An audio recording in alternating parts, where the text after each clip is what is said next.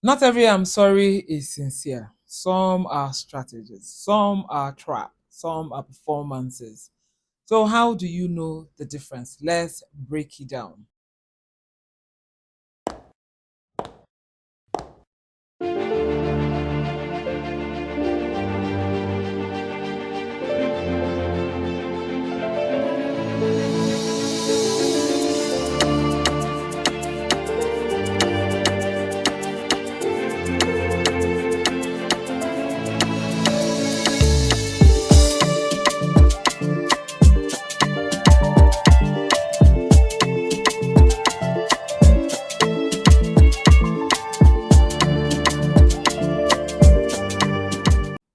Hello, family. Welcome back to my channel where we talk truth, growth, and everything in between. Today's topic is apology versus manipulations, knowing the difference. Okay, so let's get into it. Today's topic is one that a lot of people get confused about, and it's causing damage in friendships, family, and romantic relationships. Let's talk about the difference between a real apology and manipulation disguised as an apology.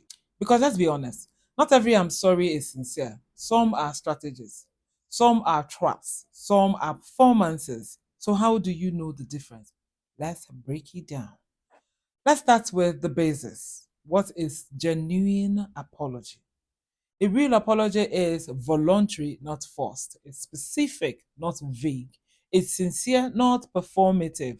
It is focused on the person's heart, not on the offender's discomfort. This comes from a place of empathy, accountability, desire to repair the relationship. Here's an example of what real apology sounds like. I was wrong, and I see how I hurt you. You didn't deserve that. What can I do to make it better? This has no blame shifting, no emotional manipulation, just truth and healing. Let's look at what manipulative apology looks like. Let's talk about fake apologies, the kind that feel off, leave you confused, or even worse than before. Here are common signs of manipulative apologies. The blame apology. Number one, I'm sorry you feel that way. In translation, all I can hear is, I'm not sorry for what I did. I'm sorry you're reacting. Number two, the guilt trip apology. I guess I'm just a terrible person then. Suddenly, you are now the one comforting them instead of being heard. That's witchcraft. Number three, the silent apology. They never say anything, but just start acting nice again, as if nothing happened. Number four, the pressure apology. I said sorry now. What more do you want? My dear, this is not an apology, it's an emotional demand. Five, the strategic apology. They apologize to regain access to you, but not to change their behavior. The love bomb you. This is mostly common after abuse. Why does this matter? I mean, why is it so important to know the difference? This is because people use apology as a tool of control. A manipulative apology isn't about healing, it's about getting you to lower your guard, avoid consequences, resetting the relationships without change. And if you accept those apologies at face value, you find yourself doubting your own emotions, feeling guilty for being hurt, stuck in toxic circle. And I don't want that for you. So we've talked about what real manipulative apology looks like. Now let's talk about the test of it.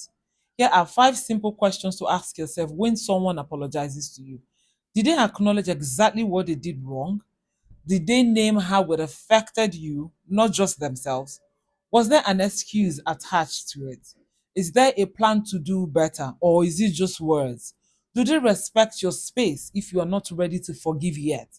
Now, this is important. We need to come to the realization that we all don't process things the same way. Some are quick to move on, while some need some time to process, forgive, and then move on. If the apology checks these boxes, it's likely sincere. If not, you might be dealing with emotional manipulation. Let's talk about the impact of manipulative apologies.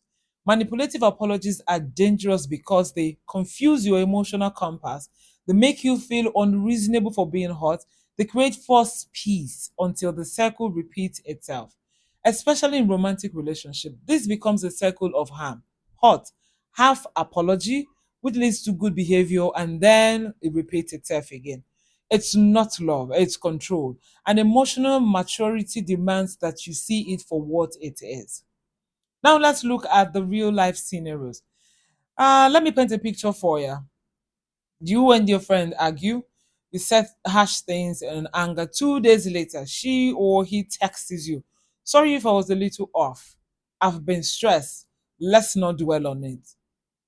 On the surface, it looks like an apology, right? But here's what it really says. Well, I don't want to be accountable. Your feelings aren't worth the discomfort of a real conversation. Let's move on my terms. Now compare that to I said things I shouldn't have. I was wrong and I'm sorry. I hurt you and I would like to talk about it if you're open to it. You see the difference? How do you respond to manipulative apologies? When you recognize a manipulative apology, you don't have to argue, explain in detail, accept it immediately. You can say, thank you for saying something, but I still need space. This feels like you were minimizing what happened. Or if you're not willing to take full responsibility, I'm not ready to move on either. Set boundaries, hold your ground. Let time reveal the true intentions. Here's how you apologize without manipulating anyone. Let's flip it. How do you avoid becoming the manipulator? One, don't apologize to end discomfort. Do it to repair trust. Two, make it about other person's pain, not your guilt. Three, don't rush their forgiveness. Four, don't act like being sorry gives you a pass. Five, change the behavior. That's the real apology. If you were serious, brother, sister, let your actions match your words. So let me leave you with this. A real apology has no but, no pressure, no manipulation, just truth, accountability, and the will to grow.